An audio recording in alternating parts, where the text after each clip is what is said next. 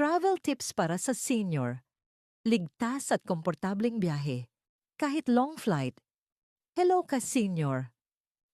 Welcome sa isa na namang episode ng Ka-Senior Health Tips. Maraming seniors ang gustong mag-travel, mag-relax, makakita ng bagong lugar, o makasama ang pamilya. Pero ka-senior, bago maglakbay, mahalagang alagaan ang kalusugan mo para mas ligtas at mas masaya ang biyahe. Unang tip, kumonsulta sa doktor bago mag-travel, lalo na kung may chronic conditions ka tulad ng high blood pressure, diabetes, arthritis o heart problems. Makakatulong ang check-up para siguraduhin na kaya ng katawan ng biyahe at maayos ang mga maintenance medications mo. Ikalawa, wheelchair at mobility aids. Kung nahihirapan kang maglakad ng matagal o madaling mapagod, magdala ng wheelchair o walking aid.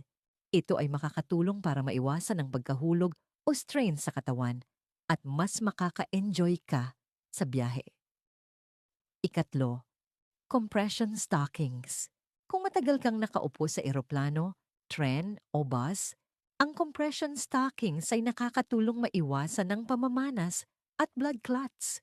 Mahalaga ito lalo na sa mga senior na may varicose veins o poor circulation. Ikaapat, vaccination at preventive health.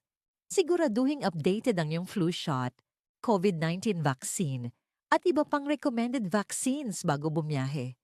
Lalo na kung pupunta ka sa mga lugar na crowded o may ibang health risks, makakatulong ang bakuna para maiwasan ang sakit sa biyahe.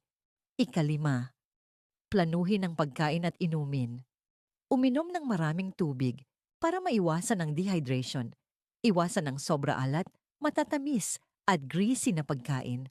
Magdala ng maliliit na healthy snacks tulad ng mani, prutas o crackers. Ika-6, protektahan ang katawan sa araw at klima.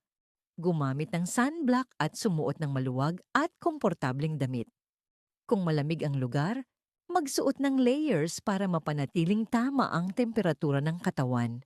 Ika-7, magpahinga at maglakad-lakad sa long flights. Huwag puro nakaupo lang.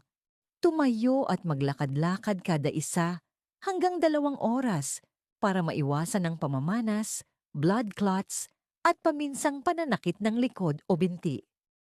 Pwede ring mag-stretch habang nakaupo para mas maayos ang sirkulasyon. Ika-8, mental at emotional health. Magdala ng libro, music, o simpleng relaxation routine para hindi may stress sa biyahe. Panatilihin ang positibong pananaw at enjoyin ang bawat sandali. Paalala ka-senior, ang travel ay dapat ligtas at komportable. Kung may anumang kondisyon o nararamdaman sa katawan habang nagbiyahe, kumonsulta agad sa health professional. Kung nagustuhan mo ang tips na ito, paki-like, i-share at mag-subscribe para sa mas marami pang senior health tips. At bago tayo magtapos, maaari niyo po bang i-comment mo kung nakapag-travel out of the country na kayo at kung saan kayo pumunta? Masaya naming malaman ang inyong travel experiences. Hanggang sa muli ka-senior, ingat po tayo lagi at God bless.